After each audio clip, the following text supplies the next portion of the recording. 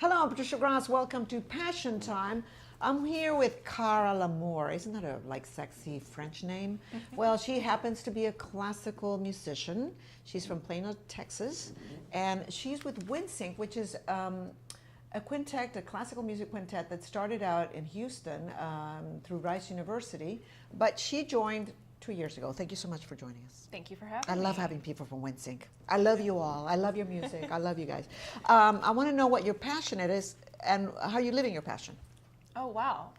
Well, very broadly speaking, my passion is music, and it has been for such a long time, basically since I was a baby. Yeah, did you start playing music when you were a baby? Like, no, when did you start playing music? I started playing very abstract original pieces when I was a baby, putting my hands on the piano. On something, yes. No, but you started playing an instrument when? Sure. 4 or 5? I started piano when I was 5, and it was because I really admired family members who could play the piano. Oh, wow. I don't really come from a family of professional musicians, but I always thought it was really neat seeing family members who had those talents, and then started lessons when I was 5. Did you grow up listening to classical music? In a way, yes. My grandmother, my mom's mom, really enjoys listening to the concerts that are like on PBS, for instance. Wow. So we would watch the Boston Pops or the New York Phil together on TV, and so I really liked classical music and experiencing it in that way. Right. Now, you play the bassoon. Mm-hmm. How old were you when you started playing the bassoon? I started in 6th grade, and that was just in my public school band program, and that was how it worked when I was growing up in Plano. Everybody started an instrument or started singing in the choir at 6th grade. Yeah. And how you kept the bassoon? Any particular reason why that instrument? Yes, I liked the bassoon because it was unusual, and it was something I was really excited to be able to play a wind instrument in the band. So I went, and I was a careful kid. I did all my research and picked the unusual one, and never turned back. I thought it was really fun. Were your parents concerned that you were getting into classical music and that you would never be able to eat? Yes, and they still wonder. Really? With all the fame that you guys have with Windsync, they're still worried, huh? Actually, no. I think now I've been in the industry long enough to kind of understand how those careers are shaped, and they're like awesomely supportive.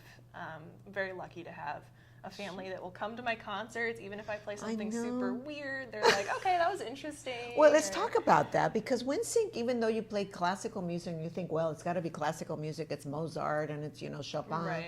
But you guys play other stuff too. Share with me about that.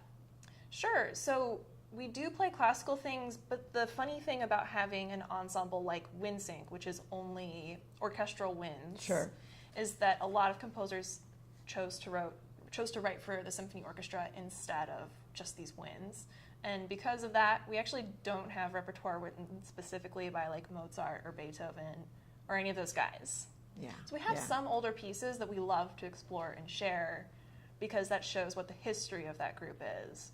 But otherwise, if we want to play music by those guys, we have to steal it. Oh, okay. Yeah, you have to be careful. Right. Yeah. Well, you have to pay, in other words, Not necessarily. If it's an older composer whose music is part of the public domain, part of our history, then we can use it. And so I guess by stealing, I just mean arranging. Yeah, of course. Yes, to adapt it all to our instruments. Now, tell me, you've been with Windsync for 2 years. Tell me a moment that you were playing with them that you felt, I'm in the zone, this is the right spot for me, I love it. Or maybe you haven't had that moment yet. No, I mean... but like a particular concert where you went, oh my God, this is so cool. Right. Well, I wasn't quite in the zone, but one of my very first concerts with Windsync was at the Miller Outdoor Theater in Houston. Wow, that's here. fantastic. And to be able to see just this pretty massive audience sprawling over a park and in the seats of the hall as well, just to hear a wind quintet. It's pretty exciting. Right. It made me feel very lucky that even though what we play is chamber music, it's smaller, quieter music, now we have the technology, we can be amplified. Well, we had a collaboration with a dance company. There are ways to make it scaled up so that it's this huge visual, rich sensory experience. Right. And that felt very special. Yeah.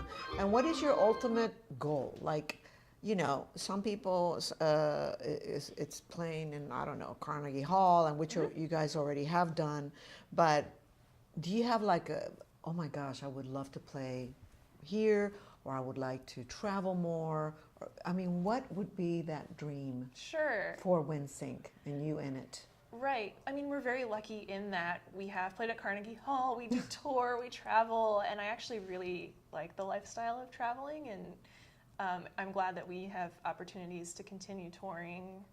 And actually, even this season, we've played at some of my favorite dream venues. But I guess moving ahead into the future, we just want to take over the world. We want to keep pursuing that and maybe finding venues even overseas where we haven't really explored much and all of that. Have you noticed like the way do people react differently? Like if you went to Panama and you've been to other countries and you've been here, even in the United States, do you feel that when you go and do a presentation or a concert, people react differently to your music, or it's pretty much the same, they all love it? Like depending on the audience, some people, for sure, yeah. So some audiences, especially if they're well-trained audiences that go to a lot of concerts. Yeah. So if you mess up, they know.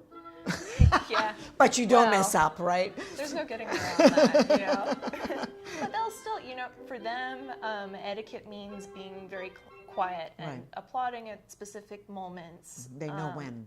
Yeah, so the reaction is a little less like emotional and natural. Sometimes it actually feels worrisome to us because even though that was the environment that we were raised and trained in too, we don't feel as quick of an intimate connection. And that's really interesting because then if we actually are just playing on a street corner and maybe someone's never seen a bassoon before and they're in our audience, the reaction is actually often much more enthusiastic and natural, or people will laugh because they hear a funny sound, or kind of look put off if there's a strange sound. Sure, yeah. And that's actually a really exciting. Kind of nice, right? Yeah, it's like you're actually playing something unique, you know. Right, I really like that. Tell me about the kids, because you guys, Windsync is very concerned about getting classical music to children, and that also makes you a very special kind of quintet. Sure, we have a program that actually is specifically designed for children. Our sweet spot audience is third graders, but we've performed for as young as preschool, and we go up through basically any grade school student. Usually if we work with older students, it's people who are being exposed to instruments in their band class at school, which is the same exact way that we learned our instrument in our public schools, and that's special in its own way. But for younger children, it's about being interactive. Of course, we have our gold standard Peter and the Wolf. We perform all the time. You're getting tired of it, right? The children of America have been raised on this Peter and the Wolf. Yes. But yeah, it's special because it makes them laugh and scream and experience instruments in a different way from how they would if they were like me just watching an orchestra on TV growing up, for instance. And we also have them learning about what each of the sounds of our instruments is. We have them doing little dances so that they're familiar with just a couple quick ideas of what music is. There's loud and there's soft and there's high and there's low, and all those things combine and create beautiful music. Yes. So they're becoming acquainted with that at that age. Yeah. How many hours do you practice a day? It certainly depends. Right. When I was training, when all of us were training at music schools, it was much more regimented. We had to get in our 3 hours each day, or 4 hours, Right. whatever it was, and we had prescribed times when we practiced. But now, because our schedule is chaotic, we're touring, sometimes we're performing for children, and sometimes we have a main stage concert at a prestigious venue at night, or maybe we have a plane to catch. Our practice becomes more chaotic as well. So we practice every day. I try to get in my 2 hours. Minimum 2 hours, okay. Yeah, but sometimes I don't have a 2-hour chunk, so it's all about like studying and managing according to that chaos. But Sure, I kinda like the chaos, actually. I feel like you're the chaotic one in the group. A little bit. You keep bringing that up. Into it. All right, Cara LaMoure, thank you so much for joining us. And any one of you who are thinking about playing the bassoon, look at this life. This is a good life. So make Play sure the you. bassoon. That's right. Check Windsync. See their go see them in concert. They come to Houston often because it's based. Actually, the original group was based in Houston, but they all live. You live here in Houston, or you live in? So some of them live in Houston, but they travel all over the world. They travel all over the United States. Windsync, check them out. And thank you for watching. We'll see you next time on Passion Time. And don't forget to subscribe to our channel. Thank you.